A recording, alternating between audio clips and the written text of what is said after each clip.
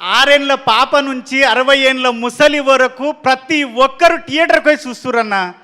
ఎవరన్నా మా ఇంటి పక్కన రామ్లక్ ఉంటుంది, ముసలామే మా పోరడు అన్నాడు, నాయనమ్మ 4 రోజులు అయితే ఫోన్లో వస్తుంది చూడొచ్చు అంటే, అరే బాడక అది సినిమా ఆ థియేటర్లో చూసే సినిమానంట, ఫోన్లలో చూడొద్దంట, థియేటర్లో చూసే సినిమానంట అని ఒక ముసలామె అన్న, ఒక 55 ఏళ్ళ ముసలామే ఆ మాట అంటుంది. ఆమె కూడా థియేటర్లో చూడాలనుకుంటుందంటే మన సినిమా ఎంత గొప్ప సినిమా అన్న, ఎంత గొప్ప కథ అన్న.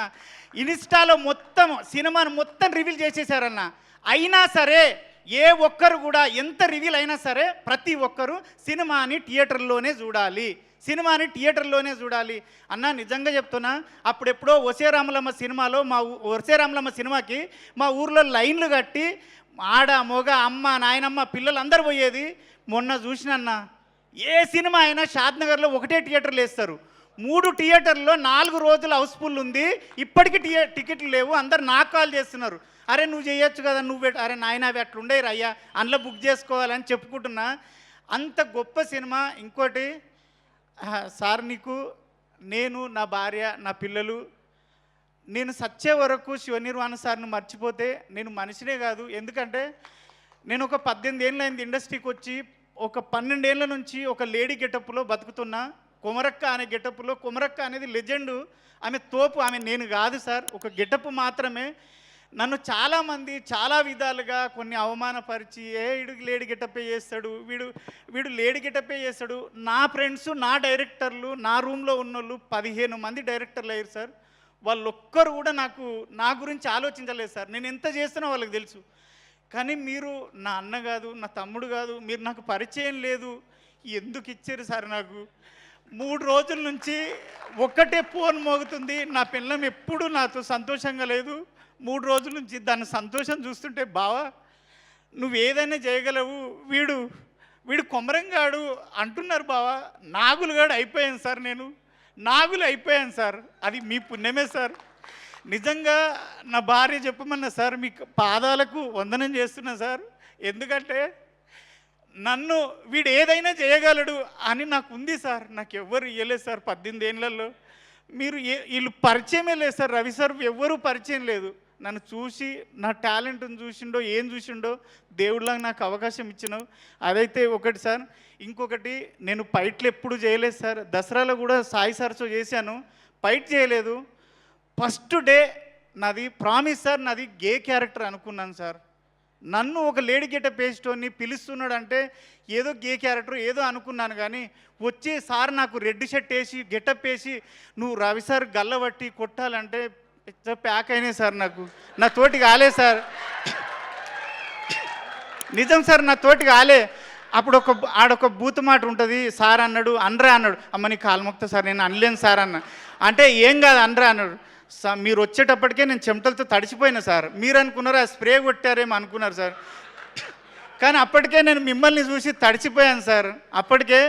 కానీ గల్లబట్టి కొట్టిన ఆ ట్రైలర్లో ఉంటుంది, సినిమా చూసిర్రు, అది సింగిల్ టేక్లో ఓకే అయింది, హ్యాపీ ఫీల్ అయినా. తర్వాత ఫైట్ జరుగుతుంది. నేను 42 సినిమాలు చేశాను సార్, ఏ హీరో కూడా నాకు ఇంత కంఫర్ట్ ఇవ్వలేదు సార్. మీరు ప్రతి దగ్గర ఏం చెప్తున్నారంటే, అరే చూసుకున్నావా ఓకేనా ఫైటు, ఓకేనా ఫైట్. సార్ నేను అంత అద్భుతంగా ఫైట్ చేయడం ఏంటి సార్? ఎన్ని ప్రొడక్షన్ హౌస్ల నుంచి నాకు ఫోన్లు వచ్చినాయి సార్. ఈ 3 డేస్లోనే ఒక 7 ప్రొడక్షన్ హౌస్ల నుంచి నాకు కాల్స్ వచ్చినాయి సార్. ఒరే నువ్వు నాగులుగాడేనా, ఇంత కుమరకంటే మేము నమ్ముతలేం రా నాయన, మతిపోతుందిరా నాయన అని. అదంతా మీరు ఇచ్చిన ఇదే సార్. ఆది కూడా సార్, మీ ఫైటరు ఆదినారాయణ మీ గురించి చెప్పి చాలా సపోర్ట్ చేసిండు. మీకు నిజంగా సార్ ఒక్కటైతే గ్యారంటీ చెప్తా, మన ఇండస్ట్రీలో కాదు ఎక్కడైనా 100 మంది హీరోలు ఉంటే 100 మందికి 100 రకాల ఫ్యాన్స్ ఉంటారు. కానీ ఆ 100 రకాల మంది ఫ్యాన్స్, 100 హీరోల ఫ్యాన్స్ ఒకే ఒక వ్యక్తిని ఇష్టపడే వ్యక్తి మన రవితేజ సార్. ఆయనకు సపరేట్ ఫ్యాన్స్ ఫాలోయింగ్ అంటూ లేదు, అందరు హీరోల ఫ్యాన్స్ కలిసి ఇష్టపడే మనిషి ఆ సారు. అంత మంచి సారు. మీరు ఇక్కడ నైట్లో ఫైట్ జరిగేటప్పుడు కూడా ప్రతిదీ అరే తాగుతుంది చూసుకో, సరేనా, నీకు కంఫర్టేనా అన్నాడు. ఆ ఫైట్లో అయితే కుక్కను కొట్టినట్టు కొట్టిరు సార్. ఆ రెడ్ షర్ట్ వేసుకున్నాడు శివసారికి చెప్పిన దెబ్బ తాకిందంటే ఎక్కడ వద్దంటాడు అని భయంతో వద్దు, నా లైఫ్లో ఫస్ట్ టైం వచ్చింది నిరూపించుకోవాలని సార్ తాకిందారా కొమరం అంటే లేదు సార్ ఎక్కడ అక్కడ వాసిపోతున్నాయి రైట్.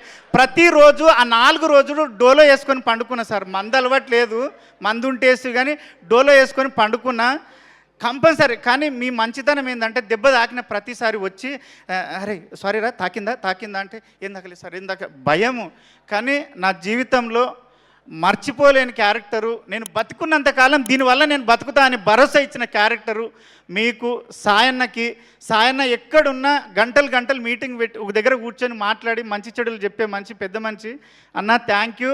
వల్లి గారికి, మన కో డైరెక్టర్ సురేష్ అన్నకి, ప్రతి ఒక్కరికి 24 క్రాప్లో పనిచేసిన ప్రతి ఒక్కరికి, రియల్ సతీష్ మాస్టర్కి, డిఓపి సార్కి, ప్రతి ఒక్కరికి థ్యాంక్ యూ.